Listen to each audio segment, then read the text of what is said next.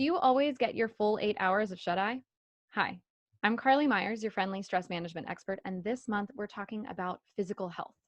Now, I've brought on two amazing guests, and I'm going to let them introduce themselves, Jackie and Amanda. But before I let them introduce themselves, I just want to say welcome. Thank you guys so much for coming on the show. Thank you for having us. Thanks for having us, Carly. Absolutely. So, Jackie, why don't you start? We'd love to hear a little bit more about you. Sure. Well, I'm a licensed clinical psychologist. Together, Amanda Swain and I, we are co-founders of Behavioral Sleep Medicine Associates. It's a practice developed to help deliver sleep education to community organizations, corporations, and practices.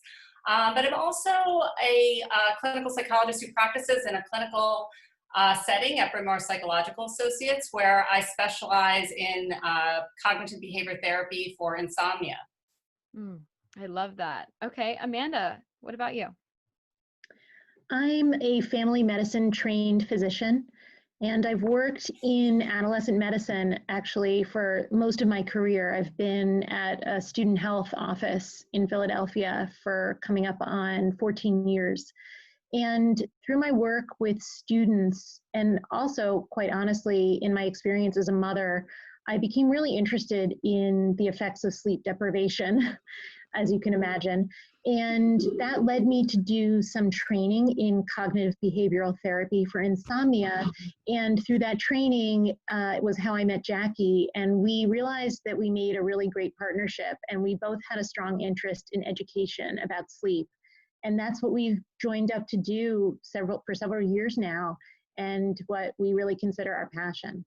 I love that. And, it's funny, working in the stress management field, one of the most common things that I hear is that I'm having trouble with sleep. I can't get to sleep, right? What do I do about this? And so I thought it was so, so important to bring on the true experts in terms of sleep and really get into, what we can do, now to turn the page, flip the script. And so I'm curious, there's so much we can dig in, and we're going to dig into that today, but I'm curious, what led you guys to head down this path? So our mission statement literally reads, empowering people to live their best lives through healthy sleep practices. And Jackie and I came to this idea through both our personal and professional experiences. We're both mothers, as I mentioned earlier, which means that we know intimately what it means to have disrupted sleep, to struggle to manage daytime sleepiness, and to be truly sleep deprived. And we're also, importantly, both doctors. Jackie has her PhD and a specialty in treating insomnia. I'm a board-certified family physician, and I've seen the effects of poor sleep on my patients for many years. And early in our careers and our relative practices, we both came to realize that sleep is pivotal to both physical and mental well-being. It's no surprise that insufficient sleep places one at risk for cardiovascular disease, metabolic conditions, decreased immune functioning, dementia, emotional struggles. Yet sleep eludes many of us, either acutely for a few nights or chronically. Sometimes it's through choice. We purposely put off sleep, or because we have some other condition that makes it more difficult to achieve. And the ill effects of insufficient sleep has really become a national epidemic across the lifespan. And vulnerable periods exist during adolescence, midlife, pregnancy, postpartum, and throughout aging. And the good news is that poor sleep is a modifiable risk factor for many issues, both physical and mental. And both Jackie and I really want to empower people to make behavioral changes that will yield important health benefits for years to come. I love that. And, one of the things that you shared really reminded me, I followed, I think it was Chalene Johnson years ago. I used to listen to her podcast, and she shared that she underwent a sleep study, and she always shared with people, she's like, I don't need sleep. I survive off 4 hours of sleep a night. I can do it. I can show up. And she actually had a study done, and she found out that she was literally killing off brain cells. And she was horrified to find like the actual statistics behind what she has done to her mind by sleep deprivation. And so I just wanted to bring that up because there is true effects, whether it's by choice, whether it's something related to, another condition, but really getting this addressed is going to be really important. So I'm curious, Jackie or Amanda, either one of you can jump in. What do you recommend for folks who are struggling with sleep right now? Sure. I mean, there's many aspects to sleep. I think the thing we'd like to speak to today is more on insomnia, the difficulty falling asleep or maintaining sleep. And there's a couple tips we'd like to share. Obviously, we could spend a whole podcast talking about any one of these. But I think that some of the most important things are keeping a consistent rhythm and a consistent wake time in particular to help establish a routine with your sleep, and getting your body into a rhythm. And there's many ways to do that, but by keeping a regular rise time, and there's this idea of practicing what we call stimulus control, and making sure that our bed and bedroom becomes a cue or a signal to sleep. And things that are kind of counter to that or promote wakefulness, we want to make sure people bring those outside of the bed in the bedroom. So if you're sitting there and ruminating or doing TikTok videos or even doing work in your bed, we want to break those associations and make sure that you're using your bed as a cue or a stimulus for sleep and getting the wakefulness out of bed. So if you find that you have insomnia, the thing to do is get out of bed, do something pleasant, do an alternative activity, and just listen to your body. The second thing along those lines is a lot of times sleep is a very natural occurring activity, and it's not something we can control. It's not like a light switch.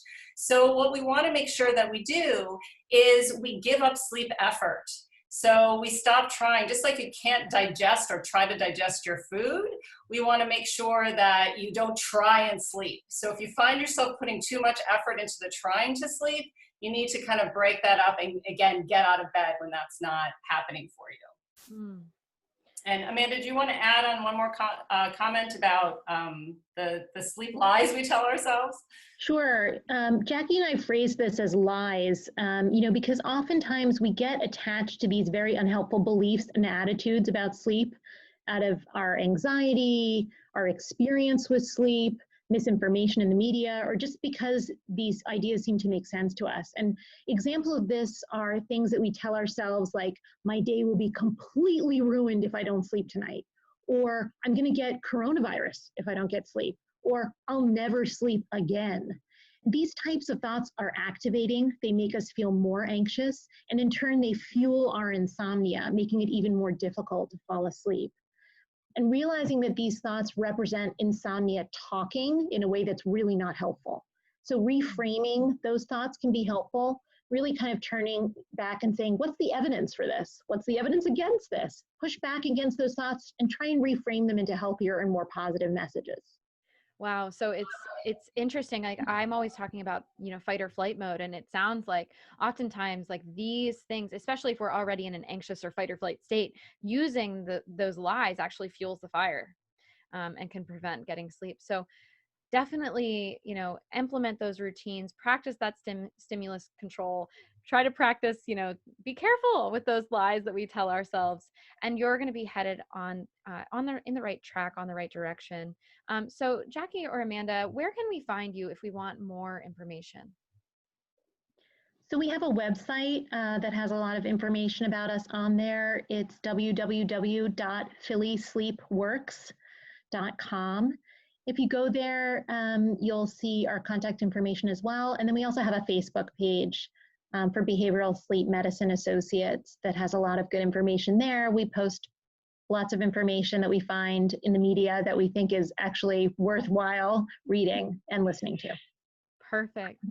So for those of you who are listening, we want to know, which of these tips do you think will have the biggest impact on your sleep practices? Let us know in the comments below. Now, we also have some big news here at the Stress Less Company. The Stress Less space is back, and it's more affordable than ever. This is self-love accountability taken to a whole new virtual level. Join us twice a month for 1-hour group accountability sessions to make sure you stay on track with your self-care goals and aspirations. Just visit stresslessco.com/virtual stress less space to learn more. Now, this concludes this episode of the Stress Less Show. I want to give one final thank you to Jackie and Amanda for coming on the show. Thank you. Awesome. So if you enjoyed this week's episode, let us know by giving us a big old thumbs up and hitting that follow or subscribe button. Thanks for listening, and we'll catch you next week.